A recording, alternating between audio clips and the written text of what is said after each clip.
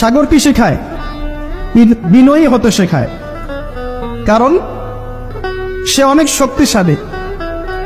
অনেক শক্তিশালী এবং প্রচুর সম্পদে ভরা। এই সাগর এই পুরো এলাকার বা পুরো দেশের কোটি কোটি মানুষের রিজিকের উৎস। এই সাগর, তার ভিতরে আল্লাহ রিজিক আছে, সম্পদ আছে।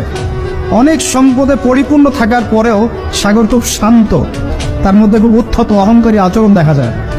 ঠিক আল্লাহর জ্ঞানী মানুষরা সমুদ্রের মতো হয়, তাদের ভিতরে অনেক জ্ঞান থাকে, কিন্তু তারপরেও তারা শান্ত থাকে, বিনয়ী থাকে। যাদের ভিতরে সম্পদ কম তাদের লাফালাফি বেশি। কথা বুঝতে পারছেন? সাগর এত শক্তিশালী হওয়া সত্ত্বেও আপনি তার সামনে গিয়ে দাঁড়ালে সে আপনার পা ধুয়ে দেয়। আল্লাহ বিনয়ী মানুষরা এমনই হয়, অনেক শক্তিশালী হওয়া সত্ত্বেও, সম্পদশালী হওয়া সত্ত্বেও তারা আপনার পা ধুয়ে দিবে। অনেক শেখার আছে।